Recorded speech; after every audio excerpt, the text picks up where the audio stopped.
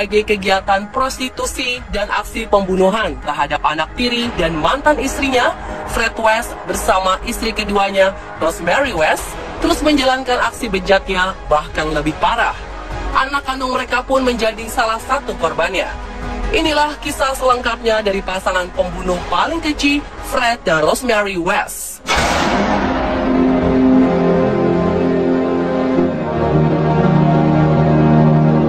Pada bulan Oktober tahun 1972, Fred dan Rosemary menyewa seorang wanita muda bernama Caroline Rain Owens untuk bekerja sebagai pengasuh bagi anak-anak mereka. Selama bekerja di rumahnya, Fred dan Rosemary kerap menggoda sang pengasuh untuk berhubungan seks dengan mereka, namun Caroline selalu menolaknya.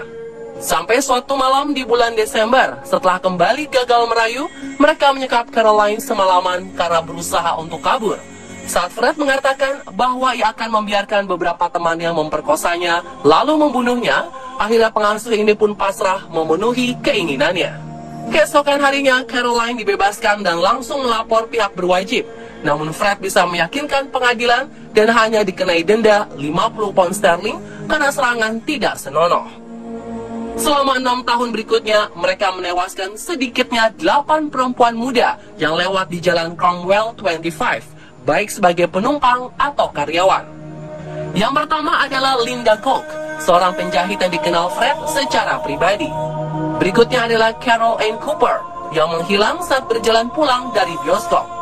Pada bulan Desember, Lucky Catherine Partington menghilang dari halte bus saat perjalanan pulang setelah Natal. Dia diculik oleh Fred dan Rosemary, disekap selama seminggu hingga tahun baru, kemudian diperkosa dan disiksa hingga dibunuh. Dari tahun 1974 hingga 1979, 5 perempuan lebih, yakni Therese Seigenthaler, Shirley Hubbard, Juanita Marian Mott, Shirley Ann Robinson, dan Alison Chambers mengalami nasib yang sama.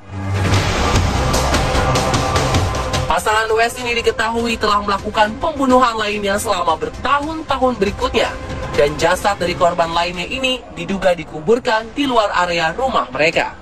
Beberapa gadis yang pernah diculik dan diperkosa ada juga yang mereka lepaskan. Aksi keji yang dilakukan pasangan ini tetap tertutup selama bertahun-tahun. Fred menghilangkan korban dengan cara mengubur mereka di bawah garasi atau di kebun rumah. Untuk menyamarkan aksinya, ia sering berpura-pura sambil memperbaiki atau merenovasi rumah.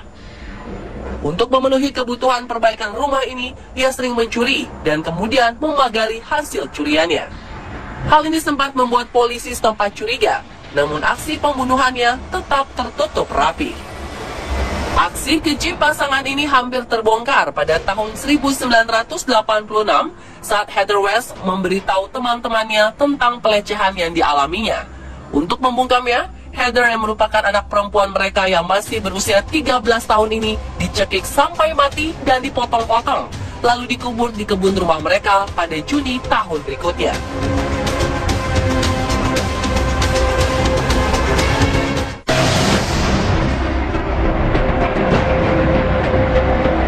Dan pada bulan Mei 1992, ulah bejat pasangan West akhirnya terbongkar. Sang anak memberitahu teman-temannya, dan salah satu temannya itu melaporkan Fred West ke pihak kepolisian. Petugas penyelidikan Hazel Savage sebelumnya mengetahui Fred saat masih menjalin hubungan dengan Rena Costello.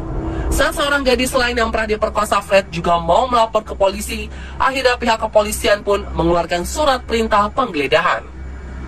Pada bulan Agustus 1992, polisi menggeledah rumah mereka dan mencari bukti pelecehan anak. Fred pun ditangkap karena pemerkosaan dan sodomi di bawah umur, dan Rosemary ditangkap sebagai kaki tangan. Sementara Fred berada di tahanan, Rosemary main lain untuk menggali area rumah keluarga West. Tugasnya menjadi lebih sederhana saat Fred yang berada dalam tahanan mengaku telah membunuh Heather. Tak lama kemudian, tubuh Anna McFall dan Sherman West juga terbongkar. Saat tulang belulang manusia mulai tergali, Fred mengaku yang melakukan semua pembunuhan sendirian untuk melindungi Rosemary. Rosemary juga diadili pada akhirnya. Awalnya karena kasus pemerkosaan, kemudian bertambah dengan kasus pembunuhan. Rosemary tidak pernah mengakui setiap pembunuhan yang dilakukannya, dan bukti terhadap dirinya sebagian besar tidak kuat. Namun ada seorang saksi penting, yakni Janet Leach, yang merupakan orang tua angkat Fred, yang mengungkapkan bahwa Fred telah mengatakan kepadanya bahwa Rose telah terlibat dalam pembunuhan dan bahkan membunuh Sherman Weiss dan Shirley Robinson sendirian. Pada tanggal 22 November 1995, Rose dinyatakan bersalah atas 10 pembunuhan dan dijatuhi hukuman penjara seumur hidup. Ras Kaukasia, pertengahan remaja hingga awal 20-an, dan kadang-kadang berhubungan dengan mereka. Perempuan calon korban mereka bakal diculik lalu disekap beberapa hari di rumah mereka. Sendiri memiliki banyak anak yang bisa jadi menyaksikan kebrutalan orang tua mereka. Singkat kata, dari belasan korban yang diketahui, di antaranya terdapat 2 anak kandung Fred dan beberapa orang tak dikenal.